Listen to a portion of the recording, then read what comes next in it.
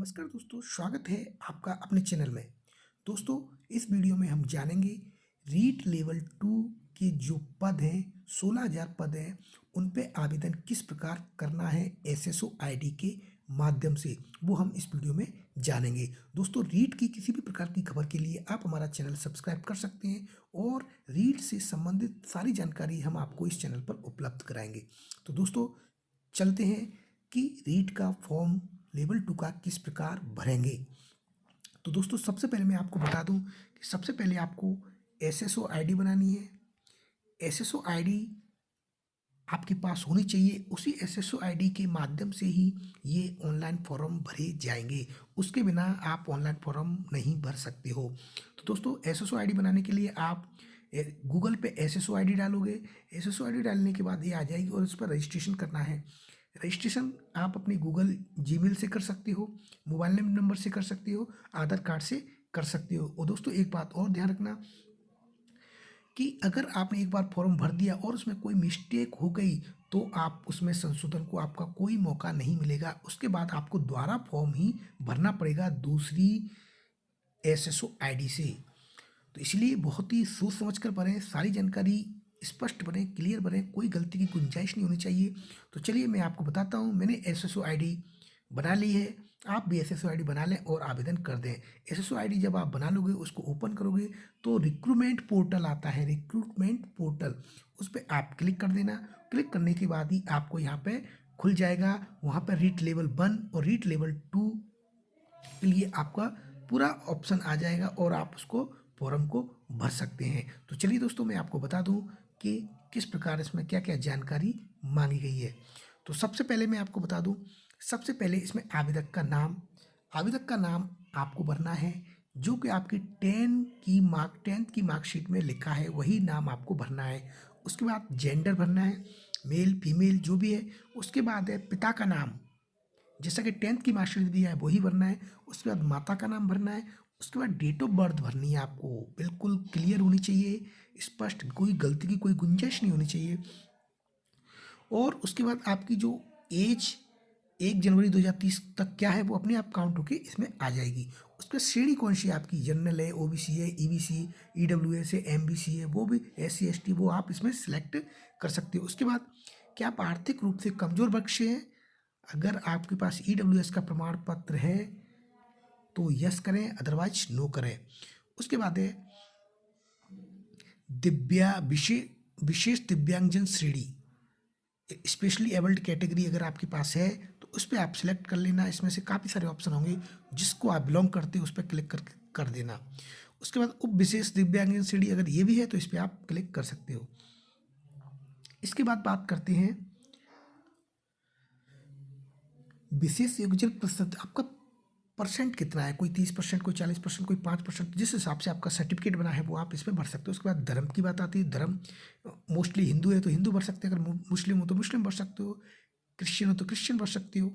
उसके बाद वैवाहिक स्थिति, अगर आप विवाहित हो तो मेरिड यस करना, नहीं हो तो नो पे क्लिक करना। अगर आप वैवाहिक स्थिति पे यस करते हो तो आपको जीवन साथी का नाम लिखना पड़ेगा और आपके कितने जीवित पति पत्नी हैं वो भरना पड़ेगा। ये सब जानकारी, अगर आप अनमेरिड है तो अनमेरिड कर दें, फिर आपको ये जानकारी नहीं भरनी पड़ेगी। इसके बाद है क्या आपने शादी में दहेज स्वीकार किया है, तो ये इसको नहीं कर दें। उसके बाद अगर आप मैरिड हुए हैं तो विवाह पंजीयन नंबर होना बहुत ज़रूरी है। देखिए, यहाँ पर मैरिज सर्टिफिकेट का होना बहुत ज़रूरी है। अगर आप यस करते हैं तो, अगर आपकी शादी हुई है तो आप विवाह पंजीयन नंबर इसमें भरना बहुत ज़रूरी है, वो आपके पास होना चाहिए। उसके बाद 1/6/2002 से पहले और बाद में पैदा हुए बच्चों के, तो अगर बच्चे हैं तो जी भर देना, नहीं है तो नहीं। उसके बाद है क्या आप एक अन्य राज्य से विवाह पश्चात राजस्थान में प्रवासित होकर निवास कर रही हैं, तो अगर ऐसा है तो यहाँ पे यस करें। उसके बाद आती है इस पर मोबाइल नंबर, तो मोबाइल नंबर आपको यहाँ पे डाल देना है। उसके बाद है आपकी ईमेल आईडी, तो ईमेल आईडी आपको डालनी है। उसके बाद आधार आईडी बहुत ज़रूरी है, आधार आपका बहुत काम आने वाला है, आधार आपको डालना है यहाँ पे। उसके बाद जन आधार आईडी, ये दोस्तों अगर आप राजस्थान के बाहर के निवासी हो तो जन आधार आईडी आपके पास नहीं होगी, अगर राजस्थान के निवासी हैं तो आपके पास जन आधार आईडी होगी, उसको यहाँ पे डाल दें। इसके बाद बात करते हैं क्या आप राजस्थान के अनुसूचित क्षेत्र से संबंधित हैं? तो देखिए दोस्तों, राजस्थान के 33 जिलों में से 3 जिले ऐसे हैं जो कि टीएसपी क्षेत्र से संबंधित होते हैं। बाकी के 30 जिले हैं वो नॉन टीएसपी हैं। तो आप सबसे पहले नॉन टीएसपी जिले से आप आवेदन करें। ध्यान रखें, आप जब शुरू में आवेदन करें तो उस पर सिलेक्ट कर लें किस सब्जेक्ट से हो आप। तो उसमें नॉन टीएसपी वाला आपको भरना है, टीएसपी वाला नहीं भरना है। आप टीएसपी वाले में नहीं जा सकते हो। उसके बाद एक पत्राचार, तो यहाँ पे पत्राचार भरना है आपको। एड्रेस भरना है, इसमें राज्य भरना है, जिला भरना है, गांव भरना है, पिन कोड भरना है, फ़ोन नंबर भरना है। ये सब जानकारी भरने के बाद परमानेंट स्थायी पता, अगर आपका परमानेंट और पत्राचार पता एक जैसा है तो यहाँ पे सेम एज पर क्लिक कर दें तो वही यहाँ पे भर के आ जाएगा। इसके बाद हम बात करते हैं दूसरा, जैसे ही आप भरने के बाद इसको अच्छी तरह से चेक करने के बाद नेक्स्ट पे क्लिक करेंगे तो नेक्स्ट पे क्लिक करने के बाद आ जाएगा आपका अधिवास विवरण, यानी कि आप डोमिसाइल डिटेल क्या क्या है। तो सबसे पहले इसमें नेशनलिटी, राष्ट्रीयता इंडियन आ जाएगी। गृह जिला कौन सा है, राजस्थान से हो तो राजस्थान, अदर स्टेट से हो तो अदर स्टेट आ जाएगा। गृह जिला आ जाएगा, सॉरी यहाँ पे गृह राज्य आ जाएगा। उसके बाद ब्लॉक, अदर स्टेट की होगी तो यहाँ ब्लॉक तहसील ये वगैरह नहीं खुलेंगे तो इसको नॉट अवेलेबल कर देना। उसके बाद किस देश से आप पूर्व विस्थापित हो वो भर देना, अगर हो तो, नहीं हो तो कोई ज़रूरी नहीं है।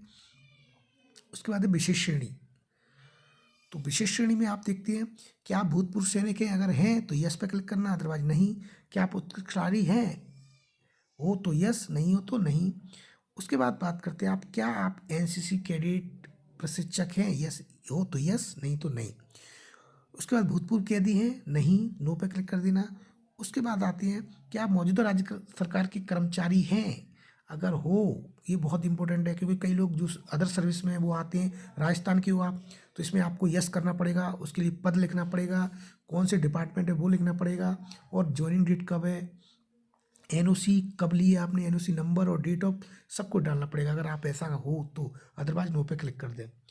उसके बाद बात करते हैं अपन, क्या आपकी पारिवारिक आय 2.5 लाख से कम है, अगर है तो यस कर दें, नहीं तो नो कर दें। उसके बाद है अतिरिक्त श्रेणी, अगर आप इसमें से किसी पे बिलोंग करते हो तो इस पर क्लिक कर दें, नहीं तो नहीं। चरित्र सत्यापन की बात करते हैं, आपराधिक रिकॉर्ड आपके खिलाफ है थाने में तो आप यस करिए, नहीं तो नहीं। ऐसा करने के बाद फिर आप नेक्स्ट पर क्लिक कर दें। नेक्स्ट पर क्लिक करने के बाद आप पहुंच जाओगे क्वालिफिकेशन, शैक्षिक योग्यता पर, एजुकेशन क्वालिफिकेशन पर। तो दोस्तों इस पे बॉक्स पे सबसे पहले आपको यहाँ पे क्लिक करनी है। क्लिक करने के बाद सबसे पहला है सेकेंडरी, 10th का भरना है। इसमें सबसे पहले विषय समूह क्या है, यानी कि ऑल सब्जेक्ट आते हैं, इसमें ऑल सब्जेक्ट भरना है पहले बॉक्स में। उसके बाद बोर्ड का नाम भरना है, आप किससे हो, Rajasthan BSc board of secondary education Rajasthan, यहाँ से भर देना है। उसका रोल नंबर डालना है, परिणाम डालना है आपको। उसके बाद है पास होने का वर्ष डालना है, और महीने कितने हैं, 12 महीने आ जाएगा इसमें। उसके बाद टोटल मार्क कितने हैं, 600 है तो 600, 500 है तो 500। उसके बाद कितने आपने प्राप्त किए वो भरने हैं। उसके बाद ग्रेड भरनी है आपको, परसेंटेज अपने आप आ जाएगी। उसके बाद एडमिशन कब लिया है आपने, और पास तिथि तो जिस दिन आपका रिजल्ट निकला होगा वो डालनी है आपको।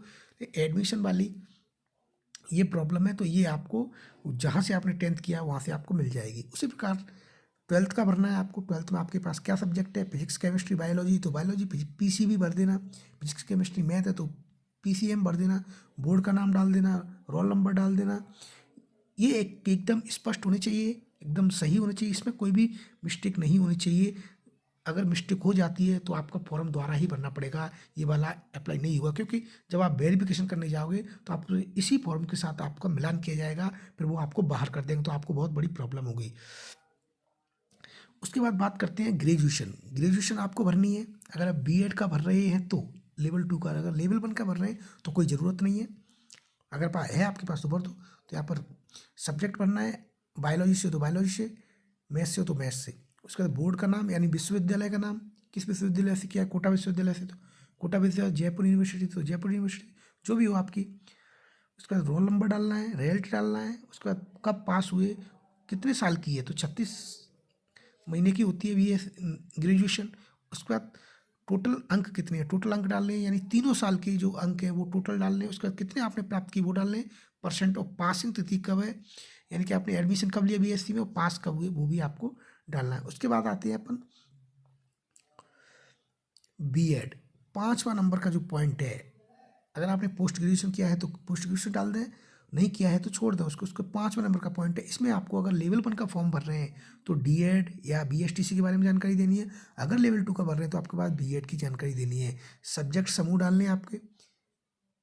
उसके बाद बोर्ड का नाम डालना है, वही सेम प्रोसेस सारी आपको यहाँ पे करनी है। बीएड के बारे में जानकारी देनी है, अगर डीएड की है तो डीएड के बारे में जानकारी देनी है। उसके बाद रीट के बारे में आपको यहाँ पे जानकारी देनी है।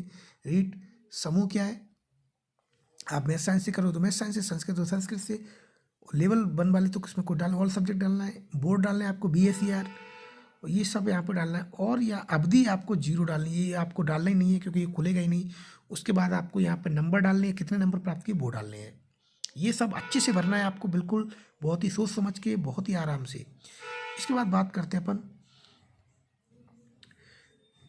बोर्ड लोक सेवा आयोग ने अनुचित साधन आदि के इस्तेमाल के लिए आपको प्रतियोगी परीक्षा से बाहर किया है, तो इस पर आप नो क्लिक कर दें तो आपको ये सारे ऑप्शन नहीं भरने पड़ेंगे।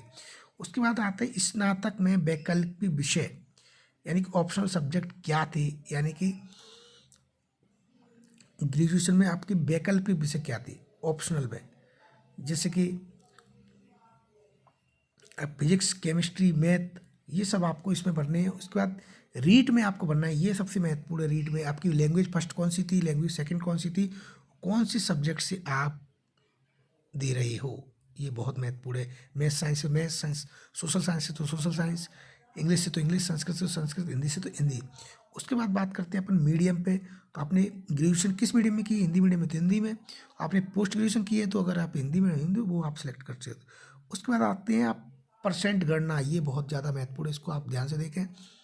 सबसे पहले आपको रीट में आपके कितने नंबर थे उसका 90% आपको देखना है, तो वो यहाँ पे डाल देंगे जो भी है।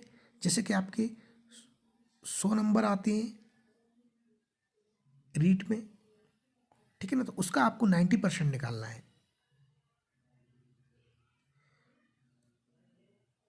उसके बाद यहाँ पे ग्रेजुएशन में आपकी कितनी परसेंट है उसका 10% निकालना है, तो 90 और 10 की रेशियो से आपकी परसेंट अपने आप यहाँ पे आ जाएगी। तो ये बहुत महत्वपूर्ण है क्योंकि लेवल 2 की जो कट ऑफ जाएगी वो 90 और 10 की रेशियो से ही आएगी। 90% जो मार्क्स हैं वो आपकी रीट के जुड़ेंगे और 10% मार्क्स हैं ग्रेजुएशन की परसेंटेज के जुड़ेंगे। यानी कि आपने सपोज दैट आपने 80% मार्क्स प्राप्त, 80% 120 का तो 120 नंबर आपने प्राप्त किए रीट में, तो उसका जो 90% होगा वो 72 होगा। और फिर जो आपकी ग्रेजुएशन की परसेंट है उसका 10% जुड़ जाएगा, तो उस हिसाब से मेरिट आपकी बनेगी। उसके बाद आपको ये करने के बाद सेव पर क्लिक कर देना, नेक्स्ट पर क्लिक कर देना। उसके बाद आते हैं आइडेंटिफिकेशन एंड इंक्लूजर पे, तो यहाँ पर आपको अपना फोटोग्राफ, रिसेंटली नया फोटोग्राफ लगाना है। अगर रीड फॉर्म में लगाया था वो लग जाए तो बहुत बेटर है। इसका जो साइज़ है वो 50 KB से ज़्यादा और 100 KB से कम होनी चाहिए। जेपीईजी और जेपीजी फॉर्मेट होनी चाहिए। उसी प्रकार साइन होनी चाहिए आपकी। ये दोनों अपलोड करने के बाद आप बॉडी मार्क आपको जरूर लिखना है। यहाँ पर आपकी बॉडी पे कोई चिन्ह हो, कट चिन्ह हो, वो आपको मेंशन करना है। उसका नेक्स्ट पे क्लिक करते हैं। जैसे ही नेक्स्ट पे क्लिक करते हैं तो आती है आपकी नॉन टीएसपी के लिए सबसे पहले आपको जिलों की प्रेफरेंस देनी है, यानी कि आपकी कौन सा जिला आप सबसे पहले लेना चाहते हो। तो आप अपनी दूरी के हिसाब से जहाँ पे आप रहते हो, आपका गृह जिला है, वहाँ से आप स्टार्ट करिए और लास्ट तक जाइए। ध्यान रखें बाड़मेर, जोधपुर, बीकानेर वगैरह ये सबसे बाद में आपको लेने। अगर आप वहाँ के हो जो बाड़मेर तो आप ले सकते हो, अदरवाइज अपनी दूरी के हिसाब से 30 जिले आप भर देंगे ना, इसमें 30 जिले भर जाएंगे। 30 जिले भरने के बाद आप नेक्स्ट पे क्लिक कर देना और उसके बाद यहाँ पे पेमेंट मांगा जाएगा 100 रुपये। आप ATM, डेबिट कार्ड किसी से भी आप पेमेंट कर सकते हैं। इसके बाद आप प्रिंट ले लेना। तो इस प्रकार आपका ये फॉर्म ऑनलाइन कंप्लीट हो जाएगा। इसको भली बात ही चेक कर लेना एक बार, उसके बाद ही आप फीस पेमेंट करना। तो दोस्तों वीडियो अगर आपको पसंद आए तो लाइक कर देना। धन्यवाद। जय हिंद, जय भारत।